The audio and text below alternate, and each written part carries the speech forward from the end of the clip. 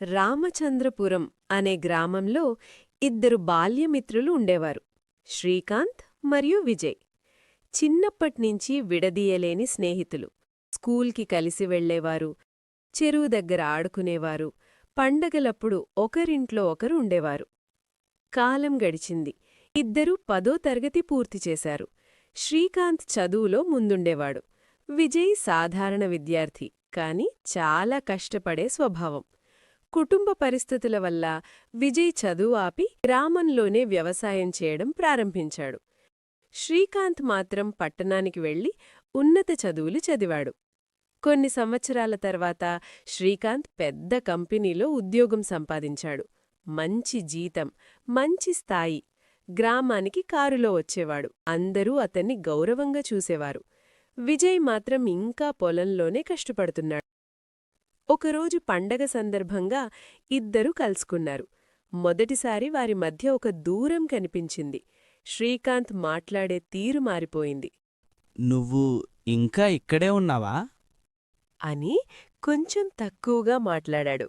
విజయ్ నవ్వుతూ, ఇక్కడే నా ప్రపంచ. కాలం గడిచింది. ఒక సంవత్సరం గ్రామంలో తీవ్రమైన కరువు వచ్చింది. పంటలు పాడయ్యాయి. విజయ్ అప్పుల్లో కూరుకుపోయాడు. అదే సమయంలో శ్రీకాంత్ పనిచేసే కంపెనీకి కూడా సమస్యలు వచ్చాయి. అతని ఉద్యోగం పోయింది.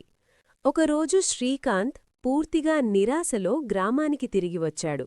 పట్టణంలో ఉండే స్నేహితులు అతన్ని పట్టించుకోలేదు. ఫోన్ చేసినా ఎవరూ స్పందించలేదు. ఆ సమయంలో విజయ్ మాత్రమే అతని దగ్గరకు వచ్చాడు. నువ్వొచ్చావంటే చాలు, మనం కలిసి ఏదైనా పని చేద్దాం అని అన్నాడు. శ్రీకాంత్ కొంచెం సంకోచించాడు. నేను ఇప్పుడేమీ చేయలేను అని అన్నాడు.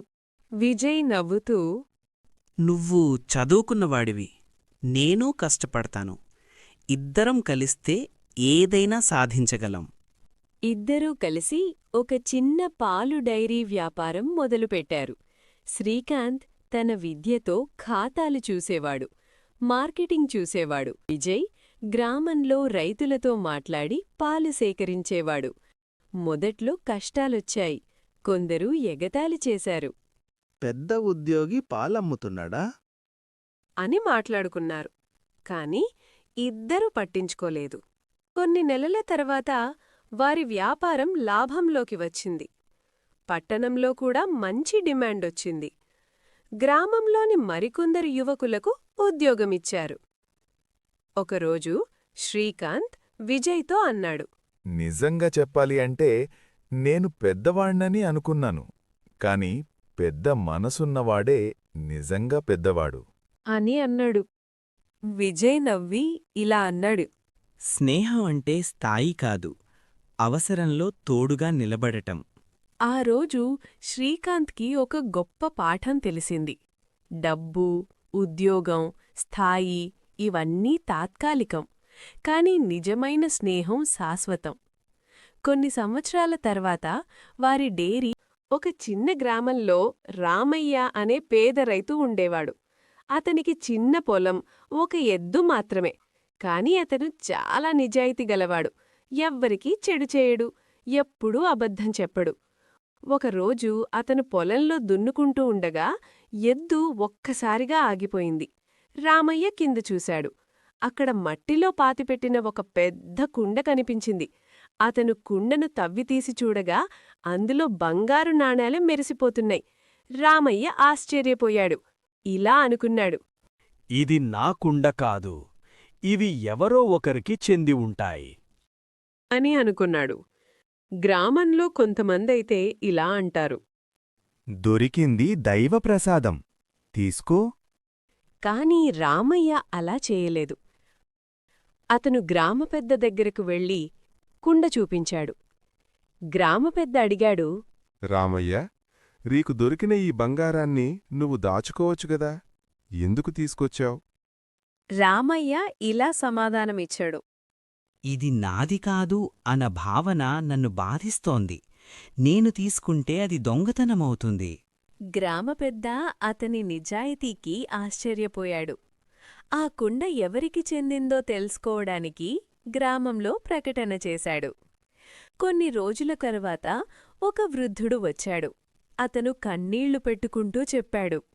ఇది నా తండ్రి కాలం నాటి సంపద. నేను భూమి అమ్మే ముందు ఇక్కడ దాచాను, తర్వాత మర్చిపోయాను. పరిశీలించగా అది నిజమే అని తేలింది. ఆ వృద్ధుడు రామయ్యను చూసి అన్నాడు. నువ్వు నిజాయితీగా ఈ బంగారం తిరిగిచ్చావు. నేను నీకు కృతజ్ఞతగా సగం బంగారం ఇస్తాను. కాని రామయ్య అంగీకరించలేదు. నాకు నా కష్టార్జితం సరిపోతుంది అన్నాడు. వృద్ధుడు మరింత గౌరవంతో అన్నాడు. నువ్వు డబ్బు తీసుకోకపోతే నీ పొలం కోసం మంచినీటి బావి తవ్విస్తాను. రామయ్య అంగీకరించాడు. కొన్ని నెలల్లోనే ఆ బావి వల్ల అతని పంటలు బాగా పండాయి. అతని జీవితం మెరుగైంది. గ్రామంలో అందరూ అతన్ని గౌరవించసాగారు. పిల్లలు కూడా రామయ్యలాగా నిజాయితీగా ఉండాలి అని నేర్చుకున్నారు. ఒకరోజు గ్రామపెద్ద సభలో ఇలా అన్నాడు. సంపద కంటే గొప్పది నిజాయితీ. డబ్బు పోతుంది, కాని మంచి పేరు ఎప్పటికీ ఉంటుంది. రామయ్య చిరునవ్వుతో నిలబడ్డాడు. అతనికి తెలుసు, నిజాయితీ ఎప్పటికీ నష్టపరచదు. నీతి: నిజాయితీ ఎప్పుడూ మనకు మంచే చేస్తుంది. డబ్బు కంటే మంచి పేరు గొప్పది. ఒకప్పుడు ఒక చిన్న గ్రామం ఉండేది. ఆ గ్రామం పేరు రామాపురం. ఆ గ్రామం పక్కనే ఒక పాత బావి ఉండేది. చాలా సంవత్సరాల క్రితం ఆ బావి గ్రామం మొత్తం నీటి అవసరాలను తీర్చేది. కాని కాలక్రమేణా కొత్త బోర్లు త్రవ్వడంతో ఆ బావిని ఎవ్వరూ ఉపయోగించలేదు.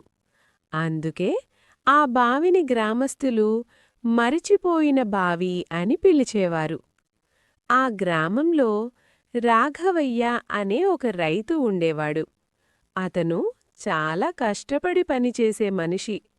ఒకరోజు అతను తన పొలానికి దగ్గరగా ఉన్న ఆ పాత బావి దగ్గరికి వెళ్ళాడు.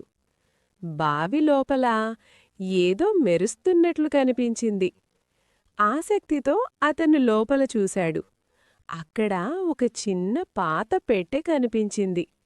ఇది ఏమై ఉంటుందా అని అనుకుంటూ గ్రామానికి వెళ్ళి ఇంకొంతమందిని తీసుకొచ్చాడు. గ్రామస్తులందరూ కలిసి బావిలోకి తాడుతో దిగారు.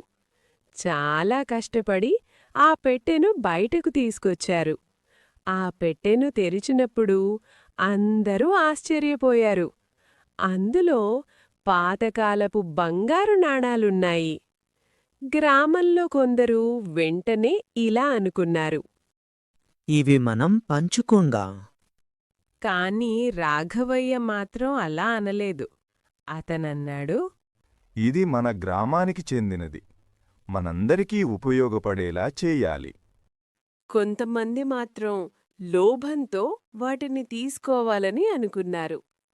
కాని చివరికి గ్రామ పెద్ద వచ్చి ఒక మంచి నిర్ణయం తీసుకున్నాడు. ఆ బంగారు నాణేలను అమ్మి గ్రామంలో కొత్త బావి, పాఠశాల మరియు చిన్న ఆసుపత్రి నిర్మించారు. అప్పట్నుంచి గ్రామం అభివృద్ధి చెందింది. అప్పుడు గ్రామ పెద్ద అన్న మాట అందరికీ గుర్తుండిపోయింది. లోభం మనకు తాత్కాలిక లాభమిస్తుంది, కాని నిజాయితీ గ్రామం మొత్తాన్ని ముందుకు తీసుకెళ్తుంది. నీతి: మనకు దొరికిన అవకాశాన్ని స్వార్థం కోసం కాకుండా సమాజం కోసం ఉపయోగిస్తే అందరికీ మేలు జరుగుతుంది. ఒక గ్రామంలో సత్యం అనే యువకుడు ఉండేవాడు. అతను చాలా నిజాయితీగల వ్యక్తి.